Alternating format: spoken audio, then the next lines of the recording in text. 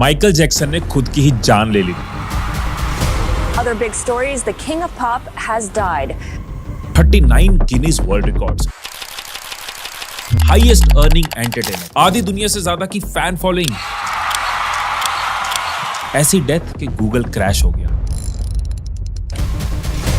जिसका फ्यूनरल दुनिया में सबसे ज्यादा देखे जाने वाला लाइव इवेंट बन गया, वो इंसान सिर्फ चैन से ना सो पाने की वजह से दुनिया छोड़ गया। सोने के लिए माइकल मेडिसिन लेते थे जिसकी ओवरडोज से उनकी डेथ हुई, लेकिन नासा के एक स्लीप कंसल्टेंट ने बताया कि अगर उस दिन वो मेडिसिन ना भी लेते तब भी शायद वो नहीं बचते, क्योंकि नींद का काम होता है ब्रेन के अफेक्टेड सेल्स को रिकवर करना और नए सेल्स बनाना। पिछले 60 दिनों से मेडिसिन उनको स्लीप रिलैक्सेशन तो दे रही थी, लेकिन सेल रिकवरी नहीं। ये बात और सीरियस तब लगती है जब साइंटिस्ट की एक शॉकिंग डिस्कवरी सामने आई। इटली के मार्श पॉलिटेक्निक यूनिवर्सिटी के रिसर्चर्स ने बताया कि अगर हम अपनी नींद पूरी नहीं करते तो हमारा ब्रेन लिटरली अपने आप को खाना शुरू कर देता है। ये नींद सिर्फ माइकल जैक्सन की प्रॉब्लम नहीं थी, आज ये ग्लोबल पैंडेमिक है। आधे से ज्यादा इंडिया को स्लीप रिलेटेड प्रॉब्लम्स है। हर 4 में से 1 इंडियन इंसोम्निक है, मतलब नींद नहीं आती। सिर्फ 1 घंटा कम सोने से हार्ट अटैक का रिस्क 24% बढ़ सकता है। जब नींद पूरी नहीं होती तो आपकी गट हेल्थ खराब होती है। Depression, diabetes, blood pressure, cancer, सबका रिस्क बढ़ जाता है। जरा सोचो, हम लोग अपनी लाइफ का 1/3 टाइम सिर्फ सोने में लगा देते हैं। मतलब अगर हम 75 साल जीते हैं तो 25 साल सिर्फ नींद में चले जाते हैं। तो जिस चीज में हमारा 30% टाइम बीतता है, उस चीज को अगर आज कुछ मिनट लगाकर आप हैक कर लोगे तो सोचो आपका हर दिन, आपका मूड, आपकी कंसंट्रेशन, आपकी एनर्जी कैसे होगी, आपके रिलेशंस, आपकी हेल्थ, आपकी ग्रोथ कैसे होगी। मैंने देखा कि India 2nd most sleep deprived country है, और अगर इस पैंडेमिक को ठीक नहीं किया ना तो हमारा हाल भी जापान वाला होगा, जहां पे गवर्नमेंट लोगों की लाइफ बचाने के लिए स्लीप गाइडलाइंस इशू कर रही है। इसीलिए मैंने और मेरी टीम ने इस सब्जेक्ट पे डिटेल्ड रिसर्च करी। हमने बुक्स पढ़ी, स्लीप साइंटिस्ट के पॉडकास्ट देखे, इंटरव्यूज देखे और हर क्वेश्चन का आंसर ढूंढा, सो दैट आज रात को जब आप सोने जाओ ना तो आपकी लाइफ का एक मोस्ट इंपॉर्टेंट पार्ट आपके लिए मिस्ट्री ना हो, आपकी एनर्जी और खुशी का कारण हो। ये वीडियो 3 पार्ट्स में डिवाइडेड है। पहले पार्ट में हम जानेंगे सोने पे और ना सोने पे हमारे दिमाग के अंदर होता क्या है, हमारी नींद की 4 स्टेजेस क्या होती हैं और ये डीप स्लीप क्या होती है। दूसरे पार्ट में हम समझेंगे कि क्या चीजें हैं जो नींद की क्वालिटी को अफेक्ट करती है, आपके लिए कितना देर सोना सही है, आप अपनी नींद की क्वालिटी को चेक कैसे कर सकते हैं। और थर्ड पार्ट में आप जानोगे कि कैसे ब्रेन के 2 केमिकल्स को समझकर आप टाइम पे सो सकते हो, एक ऐसी डीप स्लीप ले सकते हो जो नेक्स्ट डे आपको फ्रेश रखेगी। कुछ ऐसे हैक्स आपको मिलेंगे जो विराट कोहली, बिल गेट्स, कई स्लीप साइंटिस्ट और कई एथलीट्स फॉलो करते हैं। और इन तीनों पार्ट्स के बाद एक 14 डेज चैलेंज, कैसे 14 दिन में आप नींद को अपनी सुपर पावर बना सकते हो। कॉमन सिचुएशन से शुरू करते हैं। रात के 2 बजे और अंकित उस मोड में है कि एक और एपिसोड। उसको पता है कि सुबह इंपॉर्टेंट काम पे जाना है, फिर भी नींद का कोई प्लान नहीं। अब ये समझते हैं कि उसके दिमाग के अंदर क्या हो रहा है। जब हम सो रहे होते हैं ना तो हमारा ब्रेन कई इंपॉर्टेंट काम कर रहा होता है। हमारी नींद के दौरान ब्रेन अपने आप को रिपेयर भी करता है और टॉक्सिक वेस्ट को क्लियर भी करता है।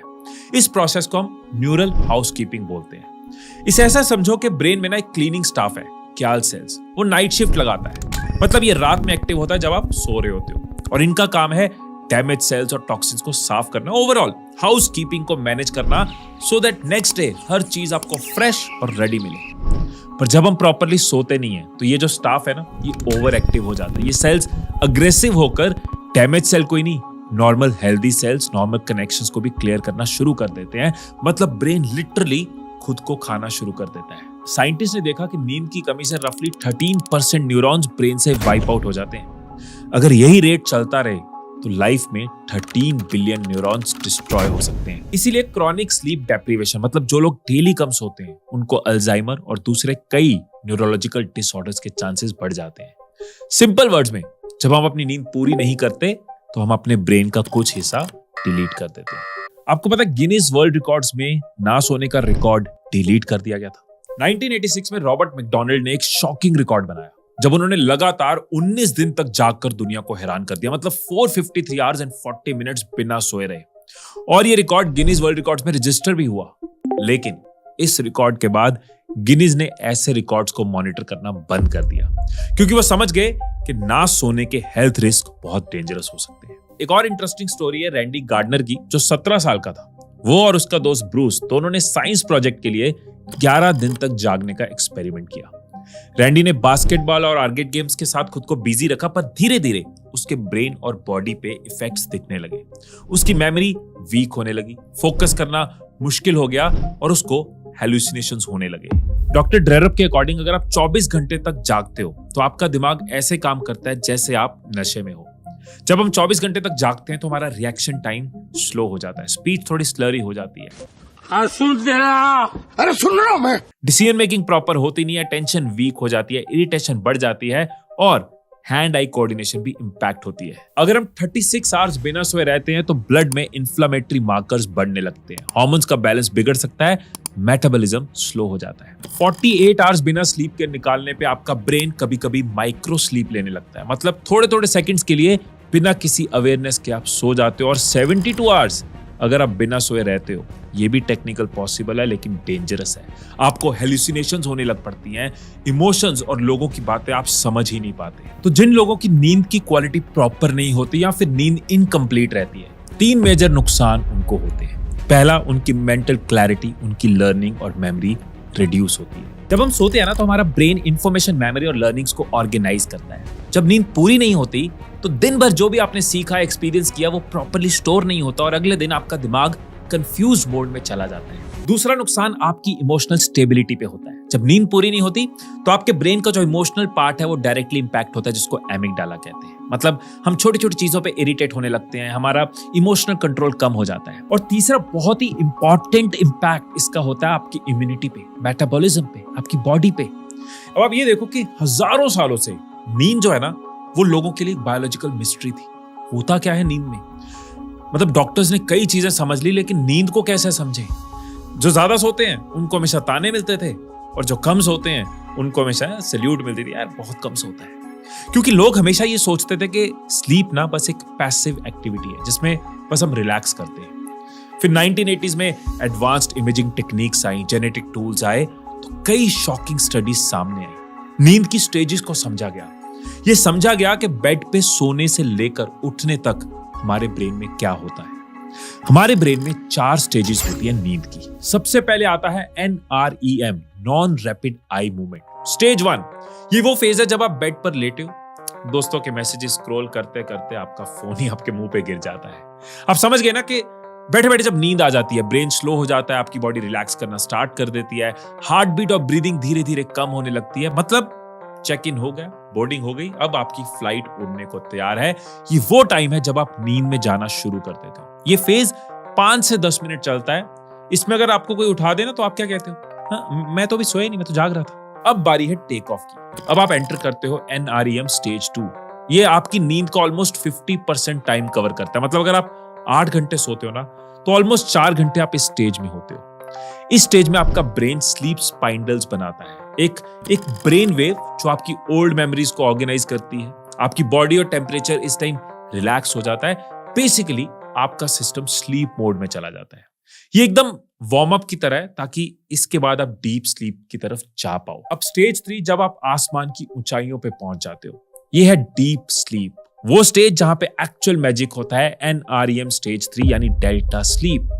ये सबसे इंपॉर्टेंट है। इस टाइम पे आपकी बॉडी रिपेयर का काम शुरू करती है, एक साइलेंट मैकेनिक की तरह। आपके मसल्स बिल्कुल रिलैक्स हो जाते हैं, ब्लड प्रेशर और हार्ट बीट स्लो हो जाती है और आपका ब्रेन डेल्टा वेव्स प्रोड्यूस करता है। मतलब एकदम स्लो और स्टेडी सिग्नल्स, जैसे कोई मेडिटेशन कर रहा हो, राइट। इस स्टेज में अगर आपको कोई उठा देना तो आपका रिएक्शन होगा, है कौन, का किस प्लेनेट पे हूं मैं, कौन एकदम से झटका दे रहा है। अब लैंडिंग की बारी, स्टेज 4, नींद की रोलर कोस्टर राइड यानी कि REM स्लीप। ये नींद का सबसे मजेदार और क्रेजी पार्ट होता है, जहां पे सपने शुरू होते हैं। REM मतलब रैपिड आई मूवमेंट।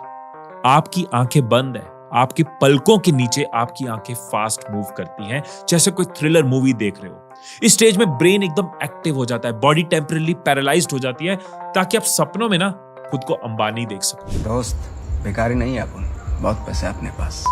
ये स्टेज आपकी इमोशनल मेमोरी और लर्निंग के लिए जरूरी है। इसके बाद आप वापस जाते हो स्टेज 1 पे। हर sleep cycle almost average 90 minutes का होता है और पूरी रात में आप 4 से 5 बार ये साइकिल कंप्लीट करते हो। अब आते हैं पार्ट 2 पे। कुछ लोग तो लेटते ही सो जाते हैं और कुछ लंबा इंतजार करते हैं। कुछ सोते तो पूरा है लेकिन अगले दिन फ्रेश फील नहीं करते। एक अच्छी नींद के लिए चाहिए ड्यूरेशन, कंसिस्टेंसी और क्वालिटी। पर यह सब हमें क्यों नहीं मिलता, उसके पीछे कुछ कारण है। 10,000 इंडियंस पे एक सर्वे किया गया तो पता चला कौन से कारण है जिनकी वजह से हम कम सो रहे हैं या प्रॉपर नहीं सो रहे। और लेट सोने का सबसे बड़ा कारण आज की डेट में डिजिटल एक्सपोजर। 88% लोग सोने से पहले फोन चलाते हैं। ऑनेस्टली आप नीचे कमेंट्स में बताओ, क्या आप सोने से पहले फोन यूज करते हो? जो लोग सोने वक्त फोन स्क्रॉल करते हैं ना, उनका दिमाग जो है वो कॉन्स्टेंटली स्टिमुलेटेड रहता है, एक्टिविटी में रहता है, क्योंकि हमारे फोन की स्क्रीन से ब्लू लाइट निकलती है और वो हमारे पेनियल ग्लैंड को कंफ्यूज कर देती है। पेनियल ग्लैंड वो पार्ट है जो स्लीप हार्मोन्स प्रोड्यूस करता है, जिससे नींद आती है। पर ब्लू लाइट से उसको क्या लगता है? उसको लगता है जगने का टाइम है और आपका स्लीप साइकिल डिस्टर्ब होता जाता है।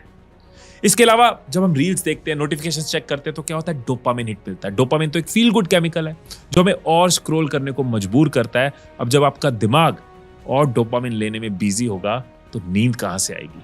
दूसरा कारण है हमारे तूफानी दिमाग में चल रही चटर पटर। 33% लोगों का कहना है कि रात को दिमाग में काम का प्रेशर चल रहा होता है, जिसकी वजह से वो सो नहीं पाते। अब देखो, अगर हम रात को ओवरथिंक कर रहे हैं कि कल मेरी प्रेजेंटेशन कैसी होगी, उसने मेरे को रिप्लाई क्यों नहीं किया था, वो मेरे बारे में क्या सोचता होगा, ये सब की वजह से हम अपने ब्रेन को एक्टिव रखते हैं और रिजल्ट नींद डिलेड। तीसरा कारण बॉडी क्लॉक। महेंद्र सिंह धोनी से जब उनका रूटीन पूछा तो उन्होंने बताया कि जब आईपीएल मैच चल रहे होते हैं ना, तो वो रात को 3 बजे सोते हैं और दोपहर को 11-12 उठते हैं। My schedule is not great during IPL. I sleep by 3 a.m. I get up by 11, 11:30, 12, whatever. अब ऐसा क्यों? उन्होंने देखा कि आईपीएल मैचेस लेट तक चलेंगे। किसी दिन मैच है तो रात के 3 बजेंगे, जब मैच नहीं है तो 12 बजे सोऊंगा। इससे मैं इनकंसिस्टेंट रहूंगा और मेरी बॉडी बेस्ट फंक्शन नहीं करेगी। अब धोनी काम माइंड वाले, उनको पता है माइंड की स्ट्रेंथ इंपॉर्टेंट है, उनको पता है एनर्जी इंपॉर्टेंट है, तो कंसिस्टेंट स्लीप इंपॉर्टेंट है। तो उन्होंने डिसाइड किया कि चाहे 3 बजे सोऊंगा पर हर दिन सेम टाइम पे सोऊंगा। इसके पीछे रीजन ये है कि हमारा दिमाग एक नेचुरल अलार्म क्लॉक के साथ काम करता है, जिसको हम सर्कैडियन रिदम कहते हैं। ये सर्कैडियन रिदम हमें बताता है कब उठना है, कब सोना है, नेचर के हिसाब से, लाइट और डार्कनेस के हिसाब से। अब जब हमारी स्लीप इररेगुलर होती है, किसी दिन 12 बजे सो रहे हैं, किसी दिन 3 बजे सो रहे हैं, तो ये रिदम डिस्टर्ब हो जाती है। और जब सर्कैडियन रिदम डिस्टर्ब होती है, मतलब आपकी बॉडी, आपका माइंड कंफ्यूज्ड हो जाता है कि कब रिलैक्सेशन में जाना है, कब एक्टिव होना है, जिसकी वजह से आपकी स्लीप की क्वालिटी भी इफेक्ट होती है और नेक्स्ट डे आपकी परफॉर्मेंस भी इफेक्ट होती है। हमारी कंजम्पशन हैबिट्स भी हमारी नींद को अफेक्ट करती है। अब ये जो कॉफी है, चाय, एनर्जी ड्रिंक्स है, इन सब में एक हीरो है। कौन? कैफीन। अब कैफीन क्या करता है, इसको समझना, लाइफ लॉन्ग काम आएगी ये बात। हमारे ब्रेन में एक केमिकल होता है एडेनोसिन, जो हमें सिग्नल देता है कि भाई अब थक गया बस। लेकिन कैफीन का काम है इसको ब्लॉक करना, राइट, हमें अलर्ट रखना। अब हमारी बॉडी को कैफीन को मेटाबॉलाइज करने में तकरीबन 6 से 8 घंटे लगते हैं। मतलब अगर हम शाम को 5-6 बजे के बाद कॉफी ले रहे हैं तो 11-12 बजे तक उसका असर रहेगा। तो अगर कोई ज्यादा टी, कॉफी, एनर्जी ड्रिंक्स लेता है या लेट तक लेता है तो उसकी नींद की क्वालिटी और नींद का आना अफेक्ट होगा। एक और चीज है कैफीन के अलावा, बहुत लोगों को ना ये गलत फहमी है कि एक ड्रिंक ले लो, 2-3 ड्रिंक ले लो, अच्छी नींद आएगी। अब ये सबने सुना होगा ना, शराब पियो, दारू पियो, सो जाओ। बट क्या सच में अल्कोहल हेल्प करती है? मैं आपको बताता हूं। अल्कोहल ना इनिशियली आपको रिलैक्स्ड फील कराती है, एकदम आपको आपके नर्वस सिस्टम को स्लो कर देती है और आपको नींद आ जाती है। मतलब आप स्टेज 1 में तो बहुत जल्दी चले जाते हो, लेकिन बाकी की स्टेजेस सप्रेस हो जाती है, आपको डीप स्लीप नहीं मिलती, ब्रेन की प्रॉपर रिस्टोरेशन नहीं होती और इसीलिए जब पी होती है अगले दिन आलस होता है और अगले दिन लो फील होता है। अब कितने घंटों की नींद आपके लिए बेस्ट है? आपको कितनी नींद चाहिए? अब देखो, एक तो ये चार्ट है जिसमें लिखा हुआ है किस एज में कितनी नींद चाहिए। अब ये एक जनरल नंबर है। इंपॉर्टेंट बात यह है कि हम सबकी बॉडी अलग है, इसलिए हमारी नींद की रिक्वायरमेंट अलग है, उसको समझना होगा। और कभी भी नींद के बेस पे ना खुद को या दूसरों को जज मत करो। अगर नींद आपकी ज्यादा है ना तो बुरा मत फील करो, और अगर आप कम सोते हो ना तो ऐसे प्राउड भी मत फील करो, देखो मैं तो कम सोता हूं। ये केस टू केस वेरी करता है। आप जिम जाते हो, आपकी डाइट बहुत हेवी है, आपकी बॉडी को ज्यादा नींद चाहिए। आपकी लाइट डाइट है, बहुत मेडिटेशन करते हो, आपकी बॉडी को कम नींद चाहिए हो सकती है। आपकी एज क्या है, मेडिकल कंडीशन क्या है, आपका बॉडी वेट अगर ज्यादा है तो हो सकता है आपको नींद ज्यादा चाहिए। अपनी नींद की क्वालिटी और ड्यूरेशन को समझने के लिए 4 सवाल मैं आपको दे रहा हूं। ये चारों सवाल खुद को पूछो और उसके बाद जब हम सोल्यूशन में जाएंगे तो आपको यह भी पता चलेगा कैसे इस क्वालिटी को इंक्रीज करना है, कैसे ड्यूरेशन को ठीक करना है। पहला सवाल कि क्या आप दिन भर फ्रेश फील करते हो या फिर लेजीनेस, लथार्जी फील करती है? आपको कैफीन चाहिए दिन निकालने के लिए। जब आप उठते हो तो क्या आप रिफ्रेश्ड, एनर्जाइज्ड, रीस्टोर्ड फील करते हो? क्या एक अच्छा रेस्ट मुझे मिला? तीसरा, रात भर उठते रहते हो, करवटें बदलते रहते हो या फिर एक आधी बार उठते हो, बाकी थ्रू आउट नाइट आप सोते हो? एंड चौथा, आपकी अलार्म के ऊपर डिपेंडेंसी कितनी है? आप बिना अलार्म के उठते हो, आप एक अलार्म पे उठते हो या आपको कई बार स्नूज दबाना पड़ता है? अब आते हैं सबसे फेवरेट पार्ट पे, how to fix your sleep. Bill Gates ने कहा था कि उनकी स्लीप को इंप्रूव करने से उनकी परफॉर्मेंस, उनकी लाइफ में बहुत फर्क पड़ा और उनकी स्लीप इंप्रूव करने में उनको हेल्प करी मैथ्यू वॉकर की बुक व्हाई वी स्लीप ने। हमने इस बुक को डिटेल में रेफर किया, इसके अलावा कुछ और बुक्स को भी रेफर किया, कई लोगों से बात करी और इस सब के बेस पे कुछ प्रैक्टिकल टिप्स हैं जो मैं आपके साथ शेयर कर रहा हूं और इनमें से कुछ टिप्स मेरी लाइफ का पार्ट ऑलरेडी हैं जिनकी वजह से मैं क्विकली सो पाता हूं, टाइम पे सो पाता हूं। तो ये टिप्स मैं आपके साथ शेयर करूंगा और उसके बाद हम शुरू करेंगे 14 डेज चैलेंज। आपको याद होगा मैंने सर्कैडियन रिदम की बात करी थी, हमारी बॉडी का इंटरनल क्लॉक जो हमारे उठने और सोने को कंट्रोल करता है। मतलब कब सोना है, कब उठना है, ये हमारी बॉडी को पता है। अब इस क्लॉक को रेगुलेट करते हैं कुछ नेचुरल हार्मोन्स जो हमारी बॉडी ही प्रोड्यूस करती है और इसमें 2 बहुत इंपॉर्टेंट हार्मोन है जिनको आपको समझना है, फिर आप हैक्स को अच्छे से इंप्लीमेंट कर पाओगे और वो है कॉर्टिसोल और मेलाटोनिन। कॉर्टिसोल जो है वो है हमारा स्ट्रेस हार्मोन। इसका काम है हमें एक्टिव रखना, अवेक रखना, एनर्जेटिक रखना। एक नॉर्मल इंसान में कॉर्टिसोल लेवल जो सुबह के टाइम पे वो स्पाइक करते हैं और दिन भर धीरे धीरे धीरे कम होते जाते हैं। दूसरा है मेलाटोनिन जो है स्लीप हार्मोन। इसका काम है हमें रिलैक्स्ड और स्लीपी फील कराना। मतलब इसकी जरूरत होती है सोने के लिए और सोते रहने के लिए। ये शाम के आसपास हमारी बॉडी इसका प्रोडक्शन शुरू करती है और ये रात भर प्रोड्यूस होता है। आप ये देखो कि इन दोनों हार्मोन्स का काम एक दूसरे के ऑपोजिट है। जब कॉर्टिसोल ऊपर जाता है मेलाटोनिन नीचे आता है और जब मेलाटोनिन ऊपर जाता है कॉर्टिसोल नीचे आता है। तो मतलब सुबह कॉर्टिसोल अप, रात को मेलाटोनिन अप। तो ये दोनों हार्मोन्स मिलकर हमारा स्लीप वेक साइकिल को बैलेंस करते हैं। इन 2 केमिकल्स की फंक्शनिंग को समझते हुए अगले 5 पॉइंट्स के साथ आप इजीली अपनी नींद की क्वालिटी, क्वांटिटी और कंसिस्टेंसी को हैक कर पाओगे। अब यहाँ पे एक इंपॉर्टेंट डिस्क्लेमर है। इन 5 पॉइंट को समझने से पहले मैं कुछ आपको जरूर बताना चाहता हूं कि एक चीज आपको बिल्कुल फील नहीं करनी, वो है स्लीप एंजाइटी। क्या होता है?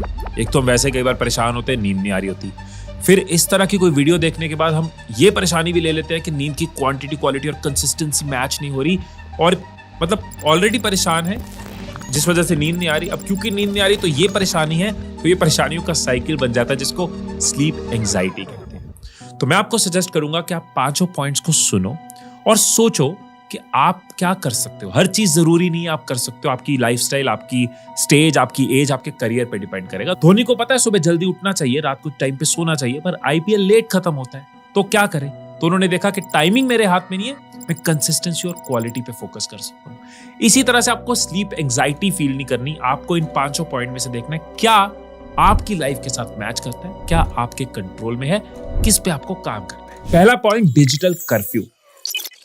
एक स्टडी कहती है कि रात को जब हम स्क्रीन यूज करते हैं तो हमारी मेलाटोनिन प्रोडक्शन 50% कम हो जाती है। स्क्रीन का एक्सपोजर जितना कम होगा आपकी बॉडी की मेलाटोनिन प्रोडक्शन उतनी बेटर होगी, नेचुरल होगी। तो ट्राई करो। मैं खुद ये करता हूं, सोने से 1-1.5 घंटे पहले मैं कोई भी तरह का डिजिटल डिवाइस नहीं देखता, इलेक्ट्रॉनिक्स नहीं देखता।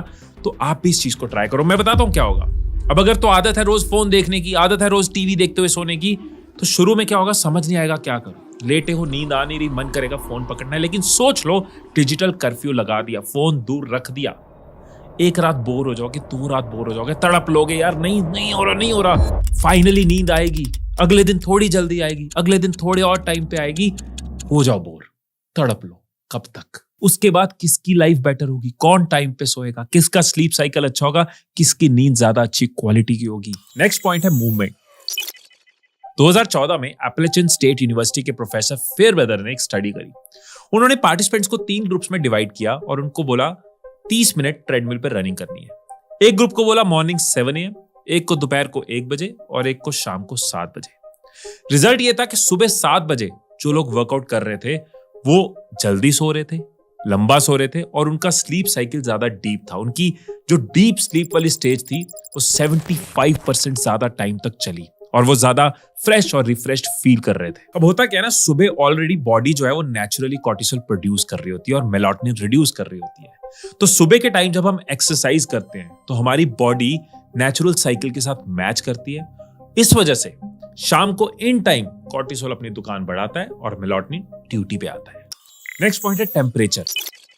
आपको पता है टेम्परेचर का और आपकी डीप स्लीप का कनेक्शन है। कभी सोचा है कि जब गर्मी लग रही होती है तो नींद नहीं आ रही होती, लेकिन सर्दियों में रजाई के अंदर घुस के क्या प्यारी नींद आ रही होती है, उठना ही कई बार मुश्किल होता है। एक एक्सपेरिमेंट में देखा गया कि अगर टेम्परेचर बढ़ता है, गर्मी होती है, तो मेलाटोनिन पर कुछ खास असर नहीं होता, लेकिन जब टेम्परेचर ग्रेजुअली कम होता है तो मेलाटोनिन प्रोडक्शन बढ़ने लग जाती है। इसलिए मैक्सिमम लोगों को सर्दियों में नींद बहुत ज्यादा आती है। तो आप देखो आपके लिए कौन सा टेम्परेचर वर्क करता है, आपको पता होना चाहिए, जिसमें थोड़ा सा आपकी बॉडी के लिए जब कूल होगा तो आपको नींद अच्छी आएगी। Next point, your last meal. Virat Kohli कहते हैं कि उनकी अच्छी स्लीप क्वालिटी का जो सीक्रेट है वो है कि वो अपना डिनर 5:30 तक खत्म कर लेते हैं। अब होता क्या है कि जब हम अपना लास्ट मील लेते हैं उसका सीधा असर हमारी नींद पे पड़ता है। जब हम हैवी डिनर करते हैं तो बॉडी को डाइजेशन के लिए ज्यादा एनर्जी चाहिए, तो बॉडी रिलैक्स करने की जगह डाइजेशन में बिजी हो जाती है, जो आपकी नींद को अफेक्ट करता है। एक स्टडी हुई थी 2016 में, उसमें एक ग्रुप को कंट्रोल डाइट दी गई जिसमें एडेड शुगर और फैट्स को लिमिट कर दिया गया और फाइबर पे फोकस किया गया, और दूसरे ग्रुप को कहा जो खा सकते हो खाओ, कोई रिस्ट्रिक्शन नहीं है। अब ऑब्वियस सी बात है, क्या हुआ, दूसरे ग्रुप ने अच्छा सा शुगर और फैट कंज्यूम किया और इसका सीधा इंपैक्ट उनकी नींद पर पड़ा। जिन्होंने ज्यादा शुगर कंज्यूम की थी उनको सोने में ज्यादा टाइम लगा और उनकी डीप स्लीप का साइकिल काफी कम था। देखो, जब डिनर में शुगरी फूड होता है ना तो प्रॉब्लम और बढ़ जाती है, क्योंकि शुगर का इनटेक ब्लड शुगर को स्पाइक करता है, फिर इंसुलिन रिलीज होता है और ये फ्लक्चुएशंस मेलाटोनिन को डिसरप्ट करती है। अब विराट कोहली 5:30 खाते हैं तो जरूरी नहीं आपको भी 5:30 खाना है। आप कितने बजे सोते हो उस हिसाब से देखो। सजेस्टेड ये है कि डिनर और बेड टाइम के बीच में 2 से 3 घंटे का गैप हो, ताकि आपका फूड जो है वो प्रॉपरली डाइजेस्ट हो और आपकी बॉडी रिलैक्स्ड हो। और जो डिनर है वो लाइट हो, इजी टू डाइजेस्ट हो तो बेस्ट है। कुछ ऐसे फूड्स है जैसे मिल्क, बनाना, नट्स, ये ट्रिप्टोफैन रिच होते हैं, मतलब ये सेरोटोनिन बनाते हैं और ये सेरोटोनिन मेलाटोनिन में कन्वर्ट होता है, जिससे नींद इंप्रूव होती है। लास्ट पॉइंट जो मुझे भी हेल्प करता है 5 मिनट में सोने में, वो है एक नाइट रूटीन होना चाहिए, एक बेड टाइम रूटीन होना चाहिए। देखो, नाइट टाइम रूटीन क्या है, जो सोने से पहले आप करते हो। ये एक तरह का एक सिग्नल है ब्रेन को कि अब सोने का टाइम हो गया है, एक तरह का स्लो डाउन कह सकते हो। क्योंकि अगर हमें डीप स्टेजेस एक्सपीरियंस करनी है स्लीप की, तो हम एकदम से एक्टिव माइंड से नहीं सो सकते। एक स्लो डाउन जरूरी है और इसके कई तरीके हो सकते हैं। मैं आपको बता देता हूं, इसमें से जो आपको बेस्ट लगे आप यूज करो। एक चीज है कि सोने से पहले शुक्र करना, ग्रेटफुल फील करना, ग्रेटिट्यूड फील करना कि मेरी लाइफ में क्या क्या अच्छा है, इस बारे में सोचना। इससे आप रिलैक्स फील करते हो, आप प्रेयर कर सकते हो, ऊपर वाले का शुक्रिया कर सकते हो। दूसरा है मेडिटेशन करना। मेडिटेशन करके भी आप एक तरह का रिलैक्स स्टेट में आ जाते हो, काम डाउन हो जाते हो, स्लो हो जाते हो। कुछ लोग जर्नलिंग करते हैं, सोने से पहले अपने थॉट्स को लिखना, राइट। जो माइंड में चल रहा है, जो सब है, निकाल दो, नोटपैड पे लिख दो, ताकि कोई टेंशन लेके, कोई स्ट्रेस लेके, नेगेटिव चीज लेके बेड पे मत जाओ। उसी के अंदर ग्रेटिट्यूड भी कर दो कि क्या क्या अच्छा है, वो सब भी लिख दो, ताकि एक पॉजिटिव स्टेट के साथ नींद में जाओ। इसके अलावा डीप ब्रीदिंग बहुत हेल्प कर सकती है। एक बहुत पावरफुल टेक्निक है 4-7-8, यानी कि 4 सेकंड्स के लिए आप इनहेल करो, 7 सेकंड्स के लिए उसको होल्ड करो और फिर 8 सेकंड लगाओ एक्सहेल करने में।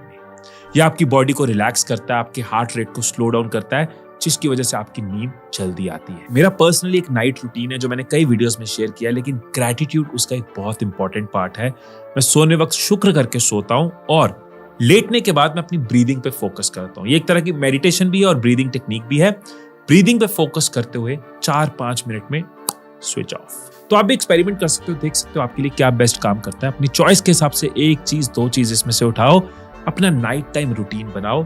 ये आपको हेल्प करेगा अच्छी नींद में और अगले दिन प्रोडक्टिव और फोकस्ड रहने में। अब स्लीप आपके लिए एक बायोलॉजिकल मिस्ट्री नहीं है। आपको पता है स्लीप के बारे में, आपको उसकी स्टेजेस पता है, क्यों नहीं आती पता है, कैसे आती पता है, क्या केमिकल्स काम करते हैं। ये सारी नॉलेज जो आपने गेन करी है, ये वेस्ट ना हो, ये एक्शन में बदले। तो ये एक राइट टाइम है, राइट स्टेज है अपने आप को एक चैलेंज देने का, एक एक्शन प्लान बनाने का। इसलिए इस वीडियो को मैं बिना उसके क्लोज नहीं करूंगा। 14 डेज का एक चैलेंज लो, क्योंकि अब आप रेडी हो, तैयार हो, तो 14 डेज बेस्ट तरीका है, एक पेज पकड़ो, 14 कॉलम्स बनाओ, 14 बार उसमें 1 से 14 नंबर लिख दो और वो पेज बेडरूम में सामने लगा लो, राइट। अब इसमें पहले 7 दिन क्या करना है, कोई 3 चीजें आप पकड़ो। मैं सजेस्ट करता हूं कि अभी गोल ये नहीं है कि 2 बजे सोते हो और आपका गोल हो जाए मुझे 10 बजे सोना, ये बहुत ओवर एम्बिशियस प्लानिंग हो जाएगी, राइट। रेगुलर टाइम पे सोएं लेकिन सेम टाइम पे सोएं, ये इंपॉर्टेंट हो सकता है। जैसे धोनी ने डिसाइड किया कि मैं 10 बजे नहीं सो सकता लेकिन जितने बजे सो रहा हूं रोज सेम टाइम सो। तो आप भी एक ऐसा गोल बनाओ जो अचीवेबल हो, कि जो मेरा रेगुलर टाइम है उससे थोड़ा पहले ट्राई कर लूं। और मेन चीजें क्या है जो आपको चैलेंज लेना है, इलेक्ट्रॉनिक्स का रूल लेना है कि मैं कोई भी डिजिटल एक्सपोजर नहीं लूंगा। 1 घंटा 1.5 घंटा पहले मैं डिजिटल एक्सपोजर बंद कर दूंगा। कोई एक नाइट टाइम रूटीन उठा लो कि ये चीज मैं सोने से पहले करूंगा। फॉर एग्जांपल मेडिटेशन करूंगा या ग्रेटिट्यूड या जर्नलिंग। और तीसरी चीज जो मैं सजेस्ट करूंगा वो है डिनर करते ही मत सो, एक गैप आपका डिनर और स्लीप में होना चाहिए। 3 चीजें पकड़ो पहले, और पहले 7 दिन यही गोल है कि ये 3 चीजें करके मैंने अपनी शीट पे टिक मारना है। 1 2 3। ये शीट से क्या होगा ना, आपकी अकाउंटेबिलिटी बनती है, आप मोटिवेटेड रहते हो, आपने करा, आपके पास रीजन है कि मुझे वो टिक मारना है, मुझे अपने आप को लेट डाउन नहीं करना, मुझे अपने आप को निराश नहीं करना, राइट। तो मिस नहीं होता, सामने रहता है, रिमाइंडर रहता है। अब 7 दिन हो गए, अब आपको ना काफी क्लैरिटी होगी क्या काम किया नहीं किया। अब थोड़ा डीप जाओ, अब नेक्स्ट लेवल की चीज पकड़ो कि मुझे टेम्परेचर पे काम करना है, मुझे बॉडी टायर्ड फील नहीं हो रही तो वर्कआउट करना है, कैफीन इंटेक कम करनी है और रिड्यूस करनी है, और पहले करनी है, 0 करनी है, बट गिव अप नहीं करना। पहले 7 दिन की एक्शंस के बेस पे अगले 7 दिन प्लानिंग होगी। मैंने सारे आइडियाज आपके साथ शेयर कर दिए हैं, होंगे आपके हिसाब से, आपकी बॉडी, आपकी लाइफ, आपका स्टेज, आपकी एज, आपका करियर। लेकिन इस तरह का एक 14 डेज का चैलेंज सामने लिख के लगा लो, सो दैट ये जो इंटेंशन थी इस वीडियो के पीछे, ये वीडियो आपने पूरी करी, इट मींस आप खुद पे काम करना चाहते हो। ये इंटेंशन वेस्ट ना हो, ये नॉलेज वेस्ट ना हो, ये आपका टाइम और मेरी एफर्ट वेस्ट ना हो। सो इस 14 डे चैलेंज के लिए अगर आप रेडी हो तो नीचे कमेंट्स में अटेंडेंस लगा देना कि yes I am going on a 14 days challenge, और मेरी तरफ से ऑल द बेस्ट। एक दूसरे को हम कमेंट्स में सपोर्ट कर सकते हैं, बेस्ट विशेस दे सकते हैं। और अगर आप मेरी नेक्स्ट लाइफ ट्रांसफॉर्मेशन वर्कशॉप का पार्ट बनना चाहते हैं तो नीचे डिस्क्रिप्शन में दिए हुए लिंक पे आप क्लिक करके उसकी डिटेल्स जान सकते हैं और उसमें एनरोल कर सकते हैं। हमेशा की तरह आपकी मेंटल और फाइनेंशियल ग्रोथ के लिए वीडियोस बनाता रहूंगा, साथ निभाता रहूंगा। Stay blessed, stay inspired. I love you all.